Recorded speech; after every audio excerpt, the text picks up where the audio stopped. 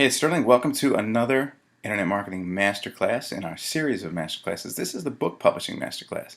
And this is the one where typically people are the most intimidated because for some reason people just think a book, well, that's just about impossible to do. Only special people do books. Only publishing people or, famous authors do books. Well, believe me, with something I'm going to teach you about tonight called print on demand, anybody can do a book. It's a lot easier than you think. And I want to go through the process that we used to put our own book out in a different niche last year. I'm going to show you the actual process that we followed step by step by step. This is the process that we went through. A lot of trial and error. You wouldn't believe me if I told you how much trial and error. I wish I had had a course like this. Somebody in an hour or less could tell me exactly what I needed to do. So I'm going to show you a very unique system that we developed, and it made it very, very easy. And now that we're working on other titles, it's just we're able to just crank them out. So the book publishing abilities that you have today are just amazing compared to anybody in the past. I mean, even like 3 or 4 years ago, going all the way back generations before your parents, your grandparents' generation, nobody ever had a shot, basically, of getting a book out the way we do now. So we're in a very, very special position. We're a very fortunate generation. So the masterclass objective for tonight is to learn how to harness the power of print on demand to self-publish your own book quickly and easily. So print on demand. What the heck is print on demand? Well, years ago, in order to publish a book, you needed a very large printing press that had a lot of gears and cost a lot of money and used a lot of energy, needed a lot of big roll of paper. If you've ever seen these movies or TV shows where they had to roll those huge rolls of paper onto them. And it was called gang run printing, which meant you had to do a very large quantity. I mean, just to fire up that press took a lot of time, energy, money, manpower, technology, and it didn't make sense for them to just run one little old book off of one of these huge machines. It's like firing up an entire huge factory just to make one small thing. It just didn't make cost sense for them. It was very cost prohibitive. So that really affected the economics of the book publishing world. And how do we mean it affected the economics? Well, if you were a small fish like you and I are compared to, let's say, some huge multi-million selling bestseller or something, author, well, we didn't really qualify to get the machine going because it would cost so much money just to even make a large run of these that we didn't catch their attention. And if you did happen to catch the attention of a major publishing house, then because it costs so much money to float you, to get you started, to kickstart the process, they would make sure that they gave you a very, very, very small royalty. And according to the authors I've spoken with, the publishing company would usually keep the lion's share for themselves. So that puts you in a position where, A, you probably couldn't get heard or seen enough to get your book published, and even in the unlikely event you did, you still really couldn't get, the kind of money that you could get doing self-publishing if you did a big published book in the past. And, you still had to let them do all the promotion. It's just, before the internet, it was just very, very difficult. So now, print on demand means that with the digital laser printing whole technological revolution that we're living in, companies have sprung up that can print and perfect bind books for quantities as low as one. Perfect binding means that the spine is actually just like a spine sealed up on a regular book. It's not one of these, you go to your local print shop and get some spiral bound little book like you would for a presentation for a Chamber of Commerce dinner or something, with that curly plastic thing, spine on the side. I'm not talking about that. I'm talking about a legitimate book that if you held it in your hands, 6x9 trade size with glossy cover, UPC barcode on it, you could not tell the difference if you didn't know which one was which between a major publishing house book and your book. There's no difference now. And because the laser and digital technologies are so much less expensive than the big machines, excuse me, you can even run quantities as low as one, and they're still doable. So this is where people talk about vanity press, where somebody writes a book and publishes it just to be vain, just to see their own one copy of it. Well, we're not saying that you should only make one copy. We're just saying that the economy of it, the economics, the cost of it has changed in such a way that now you can publish as few as one, or 5 or 10 or 20, and you don't have to purchase 10,000 at the time and have all, at one time, have all this money invested in your inventory, and then fill your garage with boxes and boxes full of your books that you don't know how to get rid of. You can have them printed on demand, right? Just in time. So you can even use the system that I'm going to show you in a little while that we use to upload your PDF version, and then when an order comes in, the system prints one. So no order, no need to print one. So you see how there's no inventory required now. It's just really, really a really great time to be alive if you're an aspiring book author. And I think that all of us, the funny thing about technology is that it changes life in certain ways. I think all of us may be more likely to be aspiring book authors if we knew how easy it can be now. So when I say to people, in a seminar, hey, raise your hands if you're an aspiring book author, if you're a person who, would one day want to write a book. Well, usually the people who raise their hands are just about the bravest and the boldest in the room, because they know, in their mind, they understand how challenging this usually has been for folks. So they're facing down those fears and saying, I think I can do it anyway. But most of the other people in the room say, yeah, that's too much trouble. I don't think I could do it. But when you tell them this is how easy it is, then you ask the question again, how many aspiring book authors do we have? Well, all of a sudden a lot more hands go up. Why? Because if I knew it was that easy, then maybe I would aspire to be one too. So I hope that this unlocks in you something deep that even if you maybe didn't think before that it was possible, you think so now. So I'm really, really excited to share this with you. So let's get into our bullet points for tonight. So we want to talk to you about how to get your book printed for a few dollars a copy with no minimums, and we already kind of discussed a little bit of that. Where to find content you can easily adapt, reuse, and make your own. How to quickly choose a topic that will sell and how to come up with a great title. How to get others to do the work for you, which is always one that everybody loves. And how to get paid to write your own book. And this is something I also revealed in the product creation masterclass last week. So I really love talking about this. So let's take a look at the first bullet, how to get your book printed for a few dollars a copy with no minimums. Well, I already told you about print on demand, right? And let me make this font here a lot bigger so you can read it. All right, so print on demand, or as we call it in the business sometimes, POD, printing, is a great way to get you started. So the place that I use and I recommend is a place called createspace.com. And CreateSpace is actually run by another company you might have heard of called Amazon.com. So I checked out a couple of the other ones like Lightning Source and some of these other print-on-demand spaces, and we actually went so far as to set up accounts with them and to begin the process just to test it out. But nothing was as fast and easy as CreateSpace. Now, in a very tiny, small masterclass like this, I'm not going to be able to take you through the whole entire CreateSpace account and signing up and all that stuff, because that could take a couple sessions in itself. But what I do want to do in this brief masterclass is give you the overview so that you could do it yourself if you needed to. And keep your eye on your inbox, because maybe one day I'll do a full-on 6-week coaching program like we do sometimes, specifically on this, and actually lead you through it. But the process I'll give you tonight will allow you to certainly watch this masterclass and do it yourself from home. I'm giving you everything. We're just going through it in a quicker way than we would in a huge coaching workshop kind of space. So CreateSpace is the print-on-demand publishing arm of Amazon.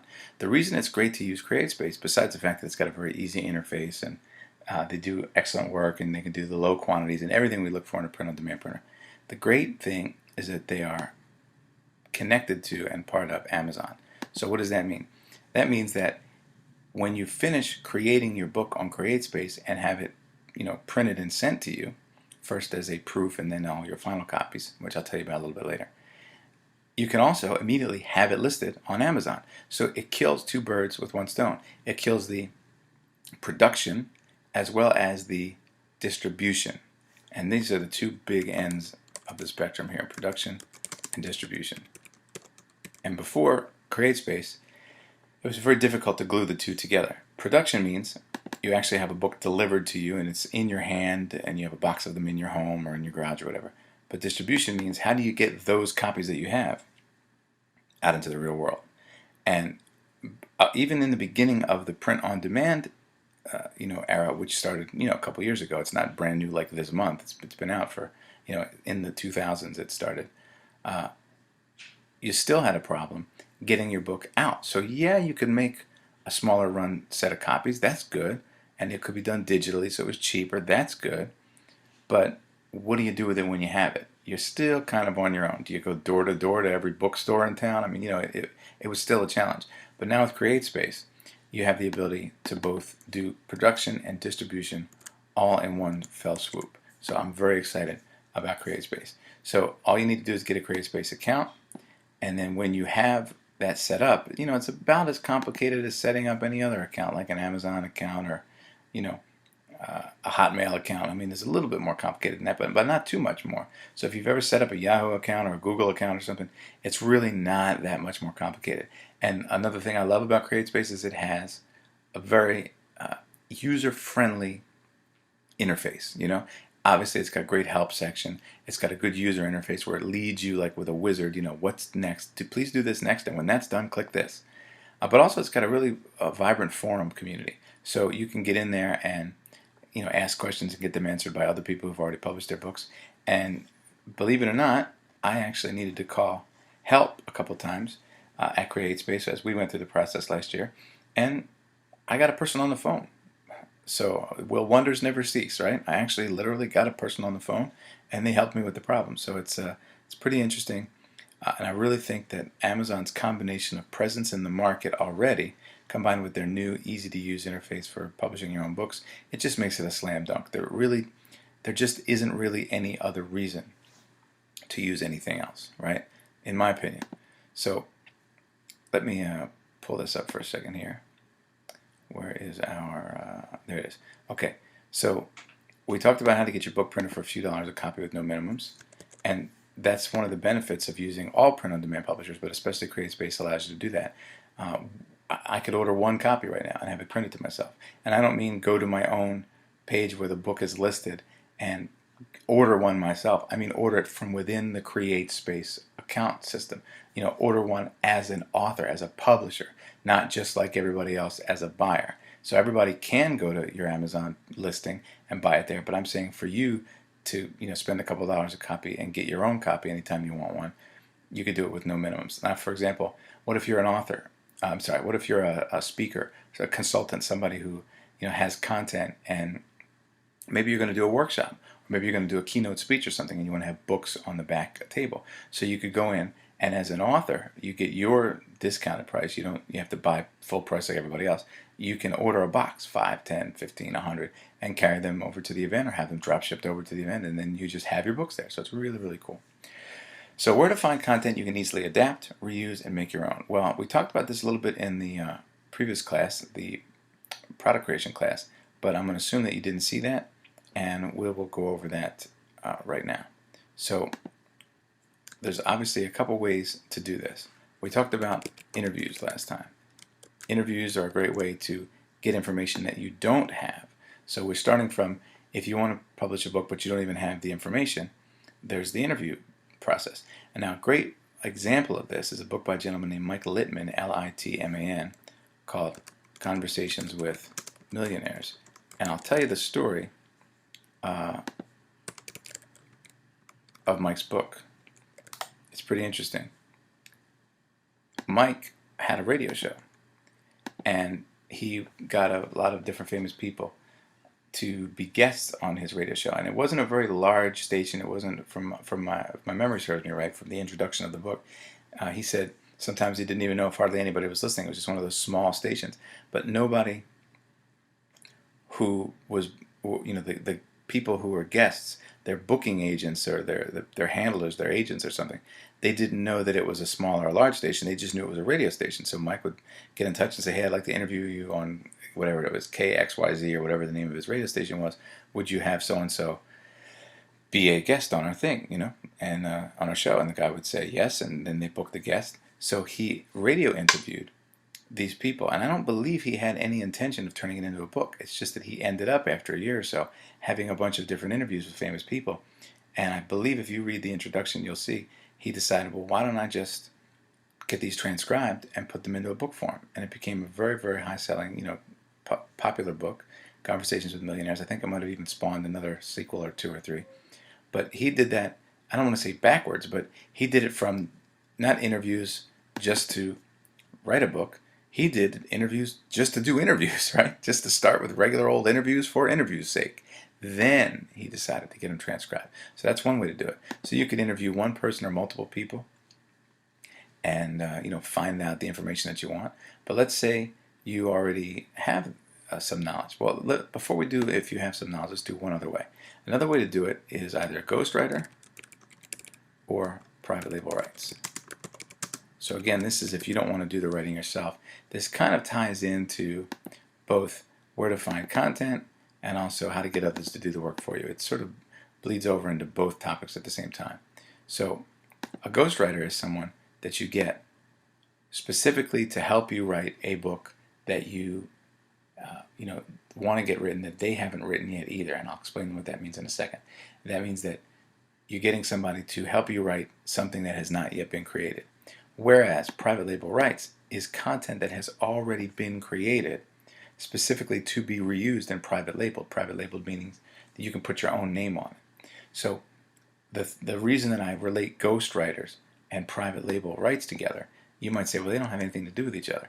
Well, not in that way, but in the way of before the fact private label rights. That means it was written before you decided to write a book.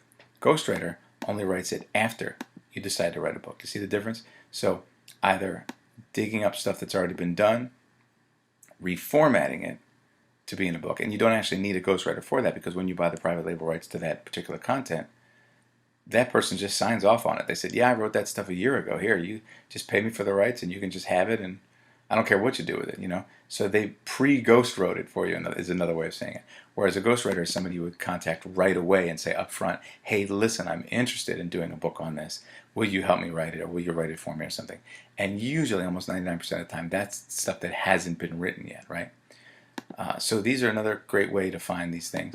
And of course, there's the old-fashioned way, research. It's funny, there was a joke back in school where they said, if you copy off of a book to do a book report, if you copy out of a book, it's plagiarism.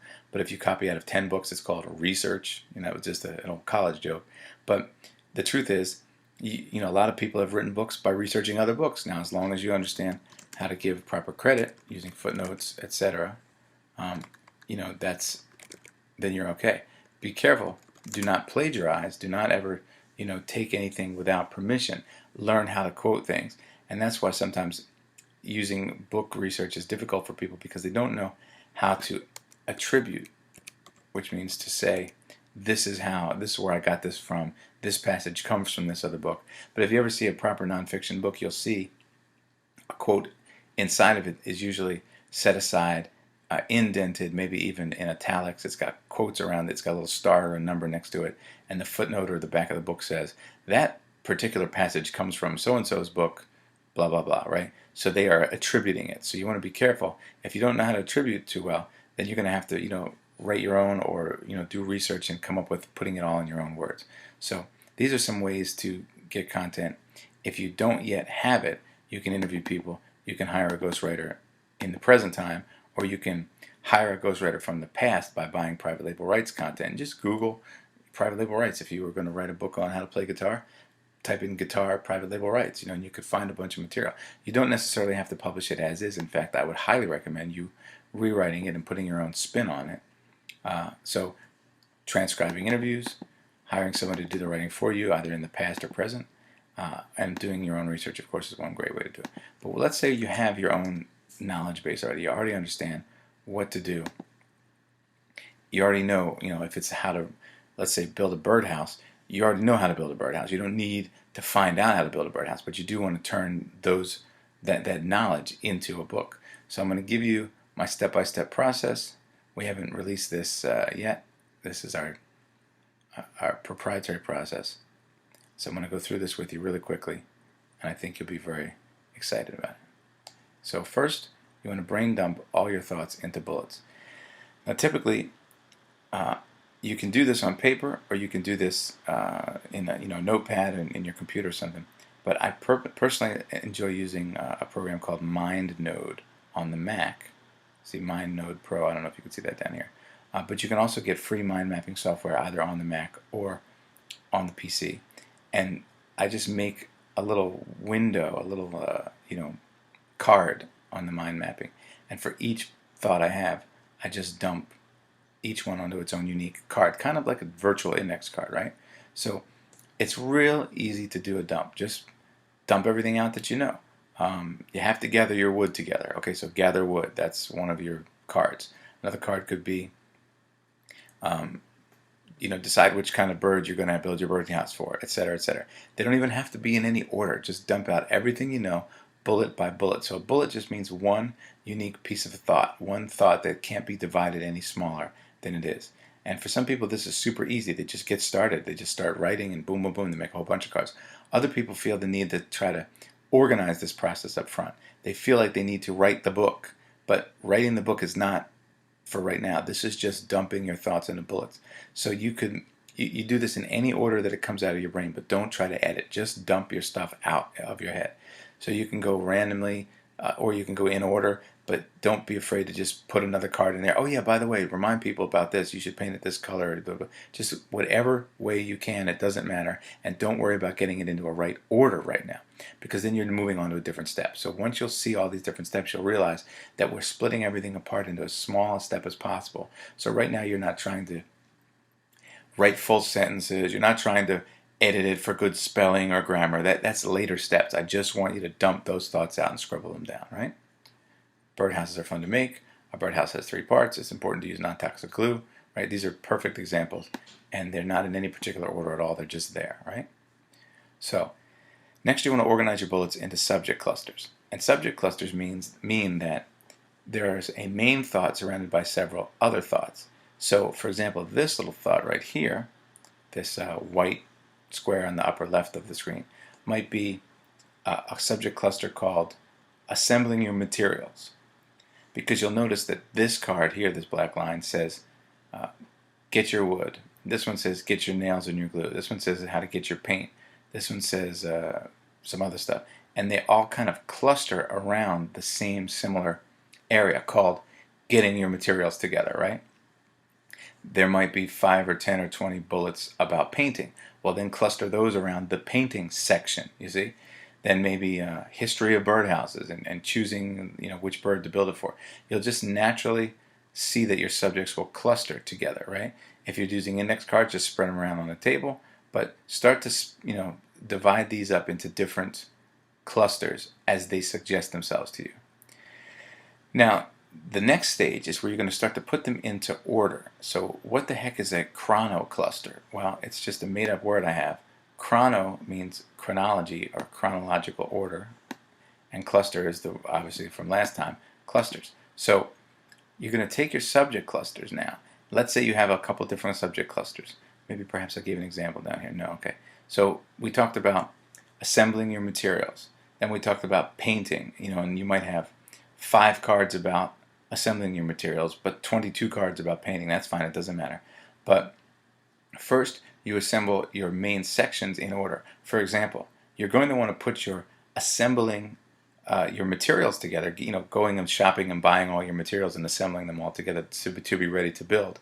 That subject cluster obviously comes before painting the birdhouse, because you don't even have a birdhouse to paint yet. You're still assembling your materials. So clearly, assemble all your materials together comes before the cluster of paint your birdhouse, right? You can see how one follows from the other. It's just like a story, First boy meets girl, then boy loses girl. You can't have boy loses girl before boy ever meets girl. It's out of order. So you have to put these subject clusters into the best order that you think they should be in. Don't overstress on any of these steps. Just let them naturally suggest themselves excuse me, to you in the order that seems right. You still have time to change the order, but assemble first the subject clusters together into the right order.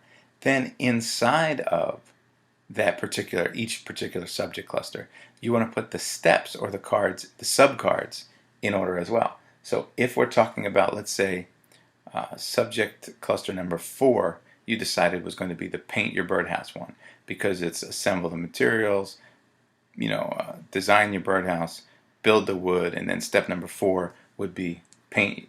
That's your order so far.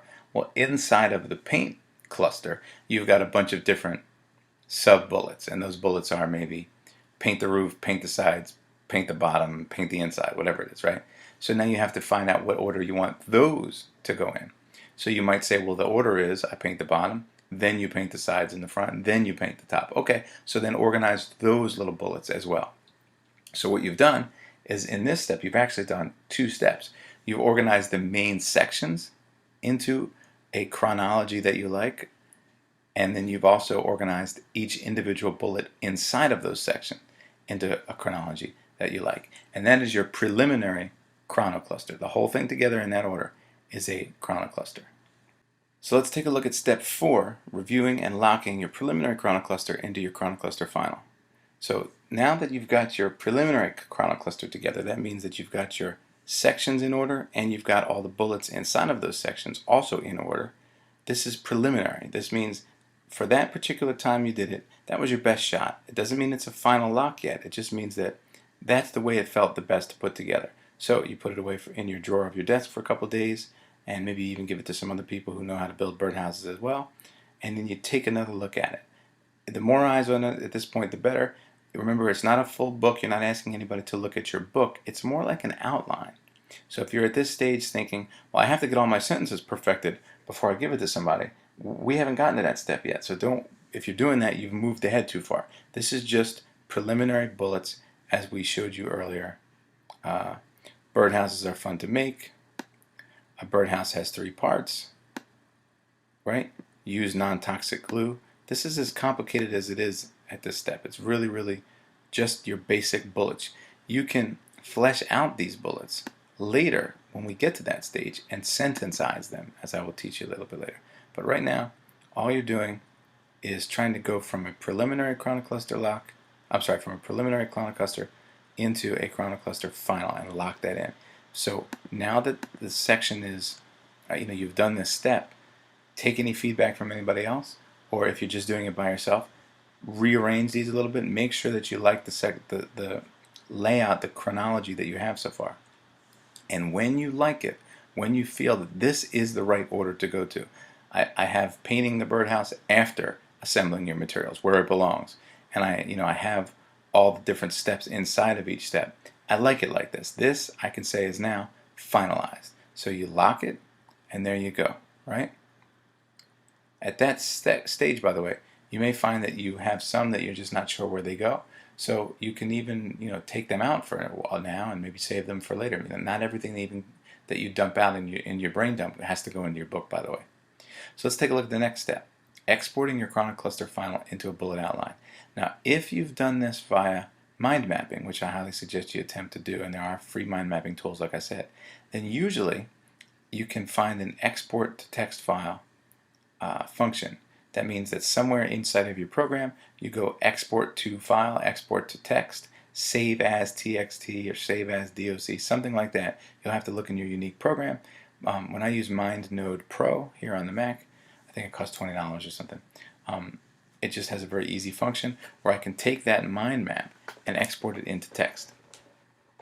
So whatever way you have to do it, even if you're doing index cards, let's say, then you would finalize this into one outline. You can write it by hand, type it into Word doc or whatever. So that's your bullet outline. Now, from the bullet outline, you're going to want to sententize your bullets and turn it into a preliminary book flow. So sententize is a word I made up, and it's just a word that means to turn your bullets into sentences. So let's go back for a second to stage 1 where I showed you some of the little fake bullets we have about our pretend birdhouse book. For me, I might have written non-toxic glue. That might be my only bullet line for it. Glue type, or non-toxic glue, or remember to use non-toxic glue. So that's not really a sentence, that's just kind of a thought. It's like a placeholder thought. It floats around in my head, non-toxic glue, because I don't want the birds to be hurt by toxic glue. So now it's time to sententize that. So I might actually write out the full sentence of, when building a birdhouse, it's important to use non-toxic glue because birds' health will be affected if you use toxic glue. Or, to prevent your birds from having an injury, or being killed or something, use non-toxic glue on all exposed surfaces. You can find this non-toxic glue at your local birdhouse supply store, period, right? Do you see how I took a little tiny bullet and turned it into actually a sentence? I sentencized that bullet. So another bullet, just to give you one more example, might say color choosing. Let's just say it's color choosing, because I know that there's something I want to say about choosing the color of your birdhouse. So for the bullet of my brain dump, I might just write down choosing colors. But the sentencized version might be, a great way to choose colors is to keep in mind the area that you're going to be having your birdhouse in. If you want it to be camouflage, choose brown and green. But if you're doing it for robins, robins really enjoy red, so make sure you make it red, period. Something like that. I've sentencized that bullet.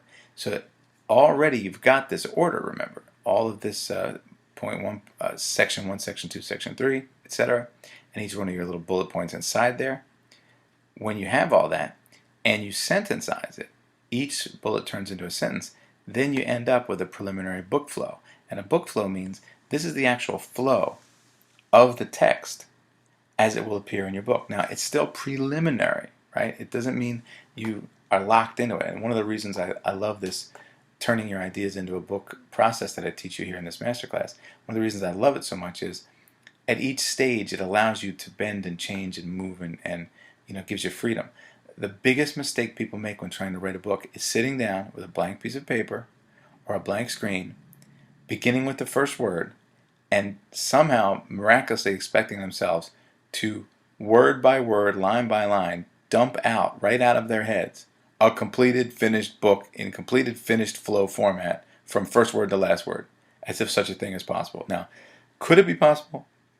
1 out of 1,000 cases, I'm sure. But that's not the way usually these things are done. People take notes, they store them on index cards, they have pieces of paper. So I'm trying to make these steps as isolated and small as possible.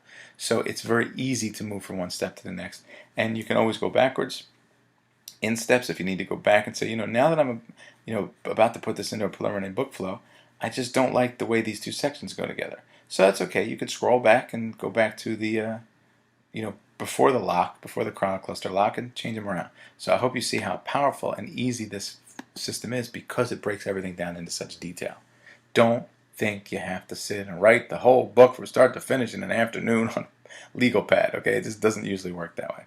So once you've got your preliminary book flow, this is actually a readable flow, You don't want to rewrite too much. Just try to do this step as fast as possible because now you review it. Do you remember how we did that before? First you preliminary do something and then you review it for locking later.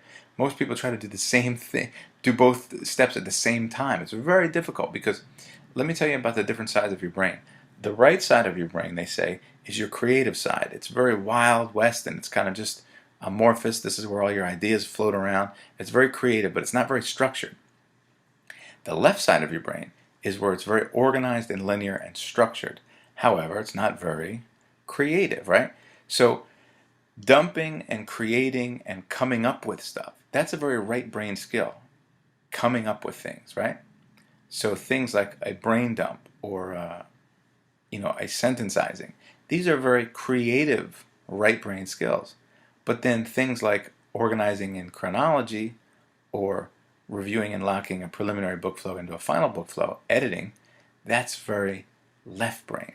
So trying to do the right brain side of the equation at the same time that you're doing the left brain side of the equation, being creative and critical at the same time, is about as easy as putting your foot on the gas and the brake at the same time and expecting your car to go somewhere. Do you see how they kind of work against each other? So when it's right brain time, turn off your left brain. Don't worry about if it makes any sense. Let it go. Do not try to critically analyze and edit at the same time you're writing. This is the complaint I get from everybody I teach this to. Well, when I'm writing, I'm always thinking, well, that sounds stupid. Well, that doesn't sound any good. That's not a complete sentence. Yeah, because that's the left brain. That's the left side of your brain, the critic, who's trying to interrupt the artist side who's just working. So you have to let the artist say, hey, critic, shut up for a while. Let me just do my job. Let me just dump out a bunch of stuff. When I'm done, then you can take over. I'll shut up and you can come in and do the editing and maneuvering and moving it all around and trimming and all that stuff. But if you try to edit with that critical voice while you're trying to, do creative work, that's what makes it almost impossible, because you're trying to put your foot on the gas and brake at the same time. I hope that makes sense. So now that you've turned off your right brain, because you know your right brain here is what you're using here in step 6 in sentencizing. Right brain, how do I creatively turn this bullet into a sentence? Okay, so that's a right brain task. When that's done, you can turn off your right brain, move to your left brain, and review this for flow, grammar, all that stuff. And then when you have a final lock here, when you think, okay, this reads well, there's your book flow final. You'll notice here that it says editor. You can use the services of an editor if you'd like. I also recommend, as we did before in that previous step, to make sure you have a couple people look at it. And now this, they can actually read as if it is a book. You see? Because it has sentences now. So before, when you were going to let people review just your, chronocluster, just your cluster of sections and bullets, you kind of have to pick carefully who you're going to have look at that. Because if a person's not too savvy or sophisticated, and you give them that, you say, hey, I'd like you to review my book, and then you hand them an outline, they'll say, well, this isn't a book, this is just an outline. You expect to put this out? This has just got bullet points. You have to say, I know, I'm trying to let you see something that's pre-book flow. It's not there yet. I'm asking you to judge the flow of the information, or what we call the information architecture. It's not a full book yet, and I know that. I'm telling you to just review it for flow, not for actual words. But now we're talking about the review and locking prelim book flow into the book flow final. We are reviewing it like it is a book, so that's the difference between those two steps. Now we go to layout, laying out your book flow final into your preliminary layout. So book flow means, excuse me, the word choices, the sentence choices. If you were reading it out loud, that's the book flow. If I put my eyeballs on word number 1, move them all the way down to the end of the book to the final word, that's the flow, the book flow. But it's not necessarily laid out on pages. It could be written on one long scrolling piece of paper, or if you had like a really, really long wall, you could just write it in magic marker all along, one long line on the wall. It's not laid out in any particular fashion. It's just a flow of words.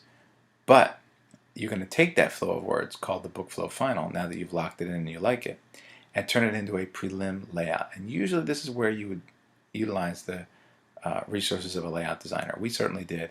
And although you can learn book layout design, I don't really see the benefit in you spending a lot of time, energy, and money learning how to do something that only takes a couple hours for a pro to do.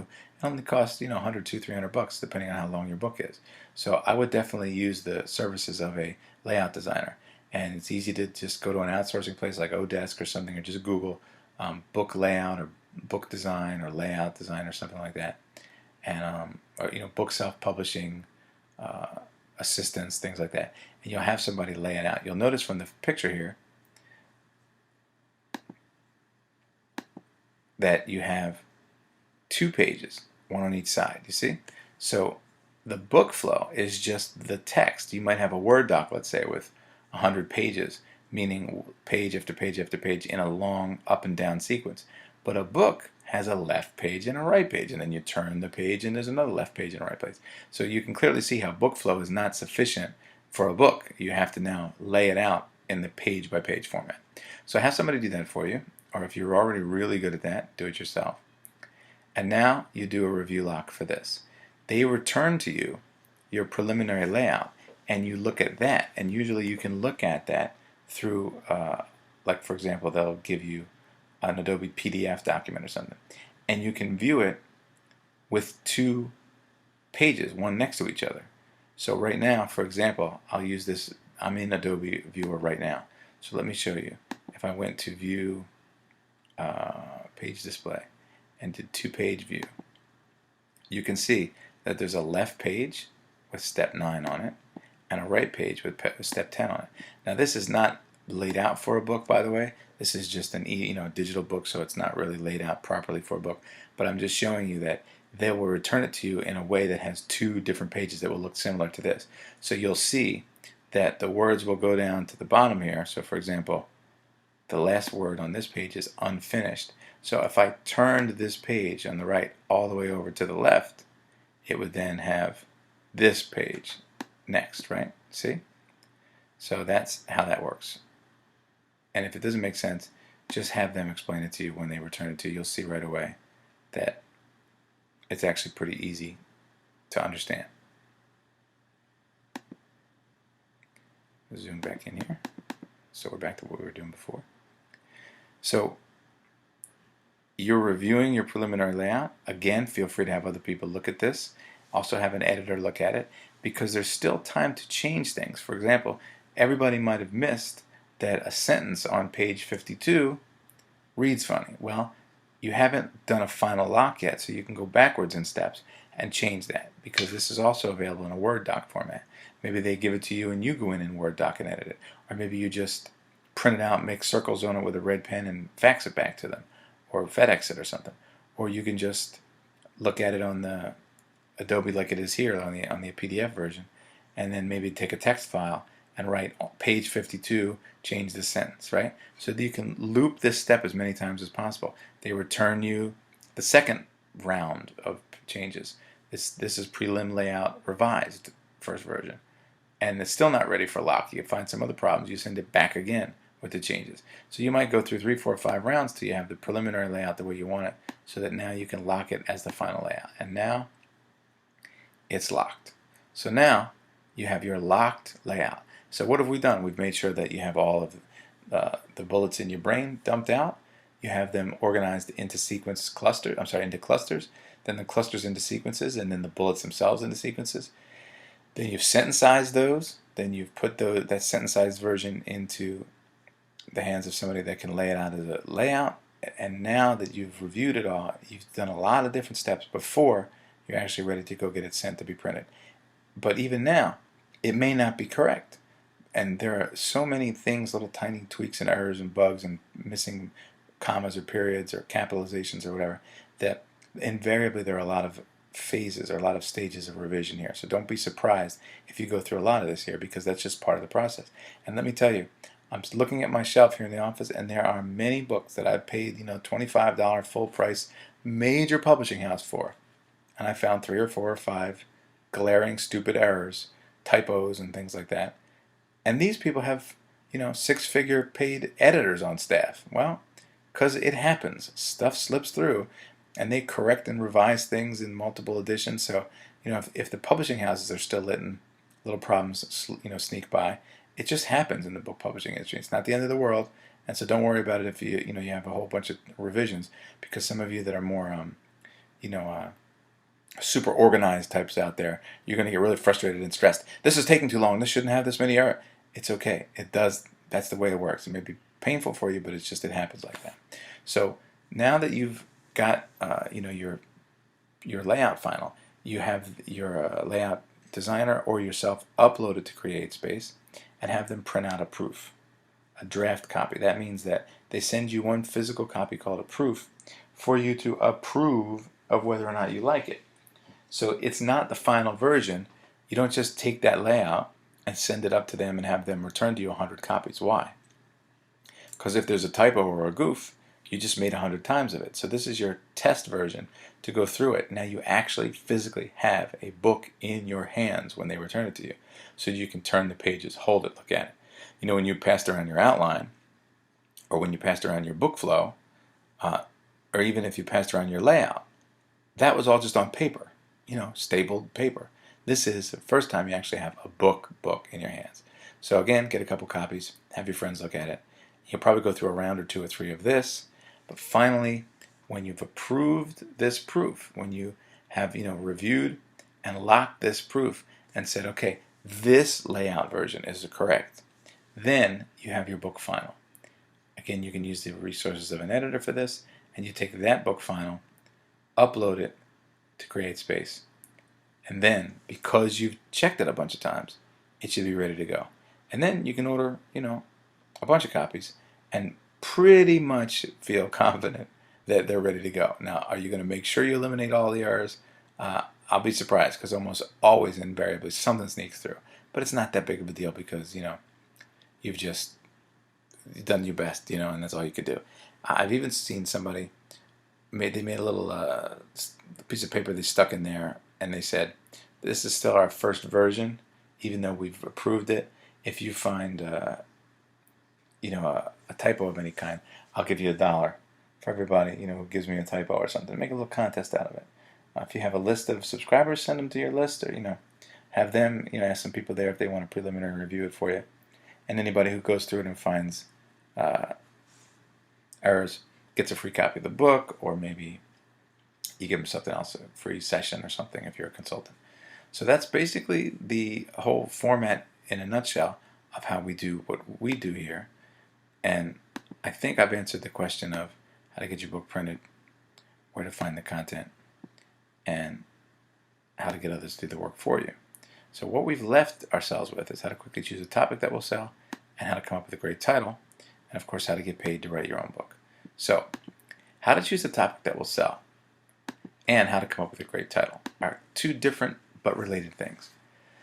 So choosing a topic that will sell, the easiest way to do this is to choose a topic that will sell by looking at what sells already. So you can go to Amazon, and if you wanted to write a book and you already had a topic, then you're halfway there. You can just double check to make sure that you have a market for it.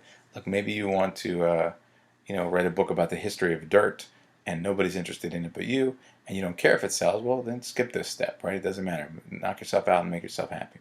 But if you're saying to yourself, I want to make sure I invest my time, energy, and money in a topic that I have at least some degree of confidence that it'll sell, then take a look at what's already selling. Just go to Amazon and type in different books and take a look, or go to your local bookstore and take a look at what's there, and find out, especially if you can, what the sales stats are. So for example, if you've got 2 books about the same topic on Amazon, and one of them has 3 reviews and the other one has 350 reviews, well, at least one of them is selling very well. So that's one way to do it. Another way to choose a topic that will sell is if it hasn't been published yet, but you have a following or an audience or some group of people that that are out there that will purchase this. You may know something that somebody just hasn't published yet. Also, you may be the very best representative of your audience. So even if you don't know anybody personally, you know yourself, and you know that, hey, if I'm into this, there's a very good chance that somebody else is as well. So it really depends on whether or not you're that interested in selling it. Sometimes people just, hey, I wrote a nonfiction story, and I really want to get it out and get copies of it and get it online so people can buy it. And you don't know if it's going to sell. You don't know if it's something people will want or not. But do your best and check as much as you can. So how do you come up with a great title? Well, this is one of my favorite topics to talk about. We talked a little bit about this before in product creation. But if it's nonfiction, here's a great way. Start with how to, if it's a how to. And usually the people that I teach this to, this is mostly where they live in this area. They want to, write down a how to do something. So I like how to, blah, blah.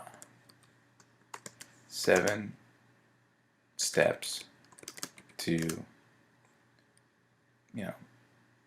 do this thing, something like that, quickly and easily, right? Something.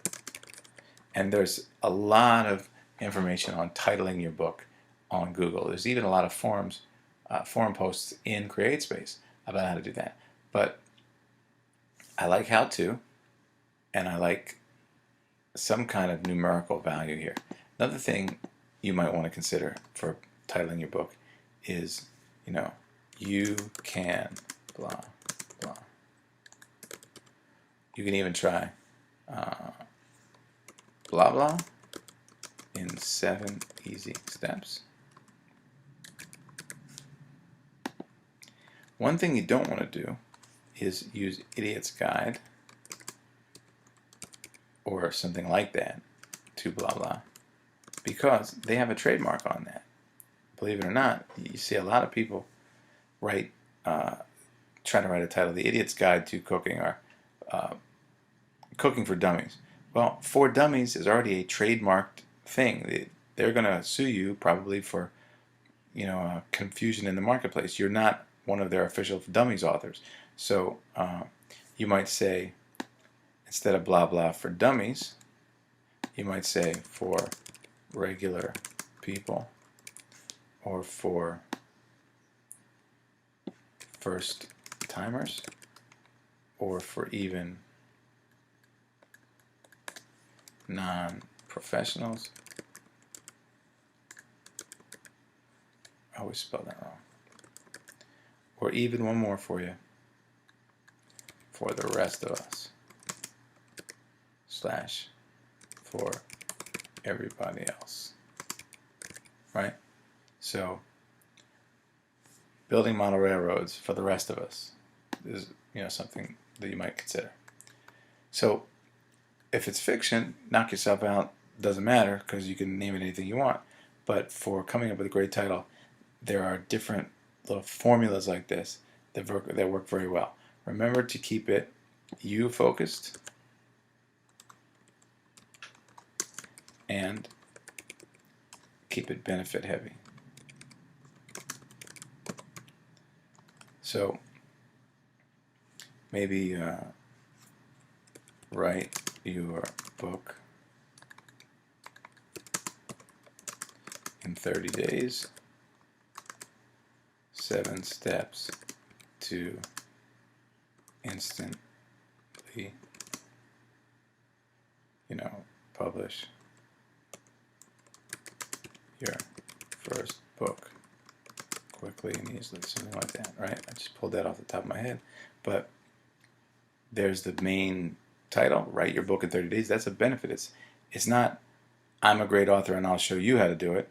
It's not be a great author like me. It's you write your book in 30 days. 7 steps to instantly publish your first book quickly and easily. That's very beneficial. It's a benefit. What am I gonna do? Publish my first book. It's gonna be quick and easy. Why? Because there are 7 steps to do it. So hopefully that makes sense, and you can go from there. Do some more research on the CreateSpace forums if you need to. And now for the final touch, which I really get excited about, it's how to get paid to write your own book. Well, here's how to do it. Sell tickets. So what the heck does that mean, sell tickets? Well, for example, in the product creation class I told this story as well. I knew a guy who wanted to write a book, so he gave himself 20 weeks or something. And of course he had a list, so this is easier for some people to do than others, but I'm sure you can figure something out and work on this little bonus tip for yourself. He had a list, and so he sold a 20-week coaching program on how to write your own book. He said, I will bring in my chapters, my 20 chapters, 1 chapter a week, and then when I bring in mine every week, you can see it, you can download it, look at it, and I will help you write your own that week. We can kick around what you've done, and then you'll bring your chapter in the next week when I already have my next one. So he sold tickets to this coaching group, this action group, program group, whatever you want to call it, coaching program, and had people pay him to watch him, watch his process of doing his book. And when he was done, he had a book, and of course that book sold. So he got paid to write it, and then got paid again to sell it. He got paid twice. So you can always sell seats, if you will, sell tickets to the act of you writing your own book. That's a great way to get paid to write it. I would also consider, maybe as you write your book, consider doing a product on how you are doing writing your book, how you wrote it. Now, don't steal any of my stuff here. You can use your own words, but your way, what you did, is your story, and you can tell your story. That can be put into a product, and you can sell that as well if you're interested in doing that. So hopefully this book publishing masterclass gave you the basics and the higher end tactics and techniques that you need to get your book started. But above all, you have to get it started. You don't have to get it perfect. You have to get it started. And the way to get it started is to just go to step 1 and get down here. Oops, froze that up a little bit. Well, doing the brain dump is the important thing. So you remember what that slide looks like, because my Adobe locked up just now. So definitely start dumping that material out. Whatever way you need to do it, index cards, paper, I don't care. Oh, good, it's back. Let's move here. There you go. That's the first step. Brain dump all your thoughts into bullets, whether it's index cards or a mind mapping software. That's what I want you to do first. The quicker you get started doing that, the faster you'll be on your way to publishing your own book, and I really look forward to seeing it. So this is Sterling Valentine. I hope you get your book done, and when you do, let me know about it. Talk to you soon.